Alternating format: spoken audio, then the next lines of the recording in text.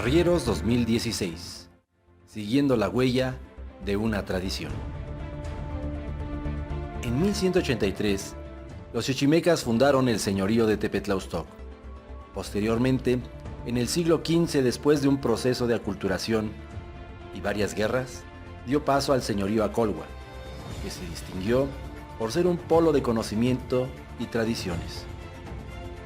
Con la llegada de los españoles, se llevó a cabo la evangelización por los frailes dominicos encabezados por Fray Domingo de Betanzos, quien había prometido que al morir enviaría una reliquia. Tepetlaustoc es un municipio del noreste del Estado de México. Cada año, la mayordomía de los arrieros cierra la festividad de San Sebastián. Actualmente, la arriería ha pasado a la historia y muchas personas desconocen cuál era su función.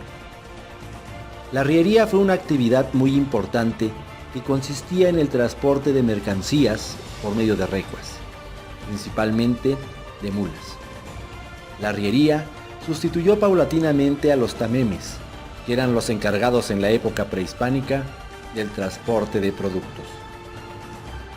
Con la llegada de los españoles, se ampliaron las posibilidades del transporte, con lo que aumentó el área de comercio, gracias a la introducción de los animales de tiro y las carretas.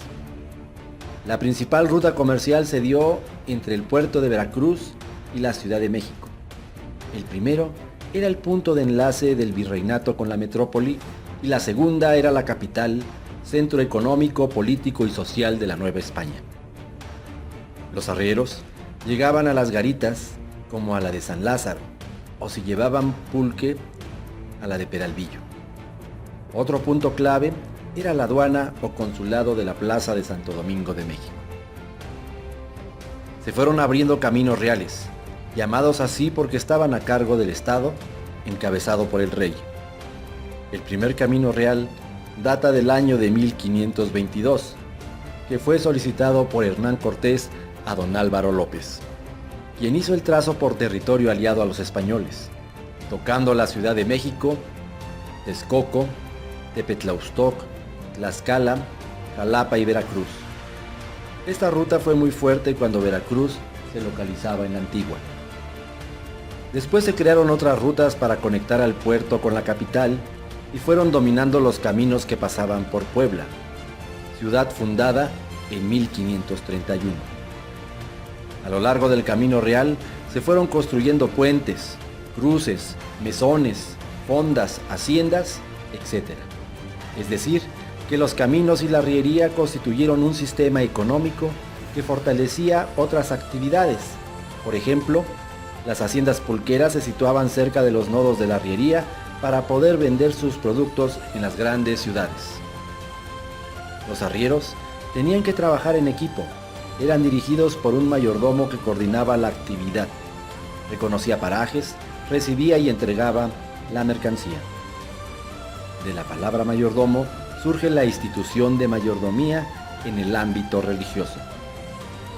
El cargador reparaba las cargas que se aflojaban, el aviador limpiaba los aparejos, el sabanero velaba para cuidar el muladar, el atajador cumplía funciones de sirviente, el herrador ponía las herraduras a las mulas.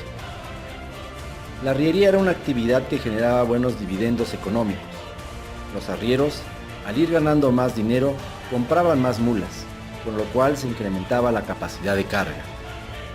Tepetlaustoc fue una de las localidades que se especializó en la arriería, logrando a fines del siglo XVIII una distribución casi equitativa de la riqueza.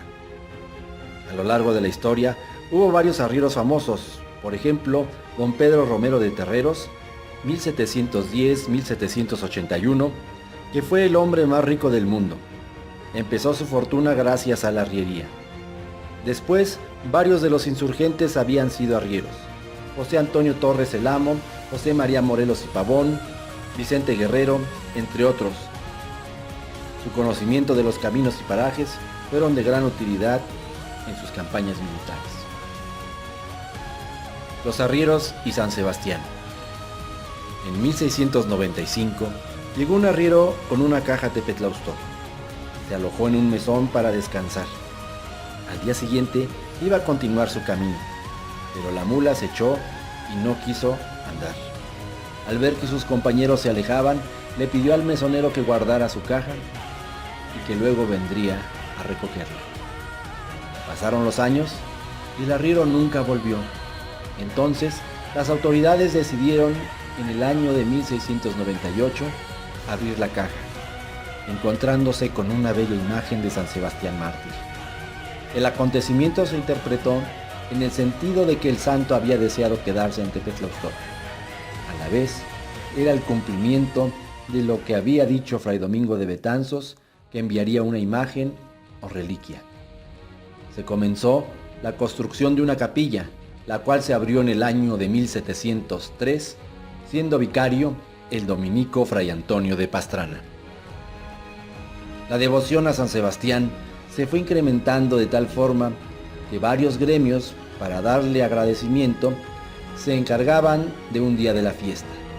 Los arrieros eran los que jugaban un papel central por haber traído ellos la imagen de San Sebastián y por su fuerza económica. Los arrieros y los bandidos de Río Frío.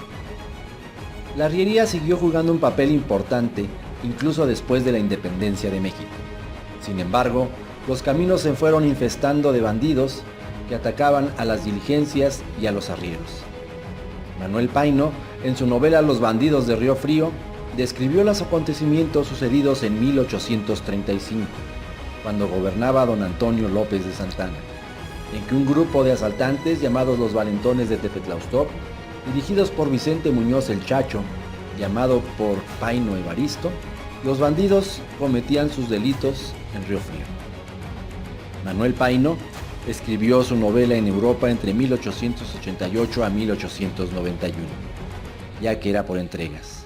Con el tiempo, la mayordomía de los arrieros incluyó en la festividad de San Sebastián la costumbre de representar los asaltos de los bandidos de Río Frío, con la intención de mostrar los robos que sufrían los arrieros, pero a la vez recordar a los valentones de Tepetlaustoc. Algunos autores piensan que los bandidos de Río Frío son solo creación de la imaginación de Manuel Paino. Sin embargo, documentos del Archivo General de la Nación muestran que sí existieron, y fueron aprendidos en 1835, que se realizó un estudio sobre su causa y la sentencia fue dada a conocer el 28 de mayo de 1839. Los más peligrosos fueron condenados al garrote el 15 de julio. En ese mismo año se publicó un folleto que fue escrito por los fiscales que llevaron el caso, Tomás de Castro y Antonio Alvarado, donde hicieron una síntesis del expediente que se formaba por 5,000 hojas. El fin de la arriería.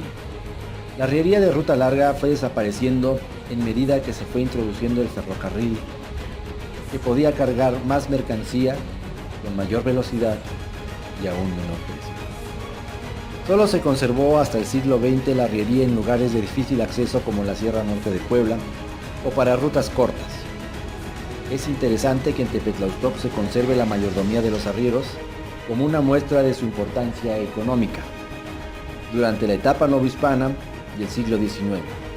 A su vez recuerda la necesidad de que Tepetlaustoc vuelva a crear un sistema económico como lo fue la arriería y que se aproveche su ubicación geográfica estratégica.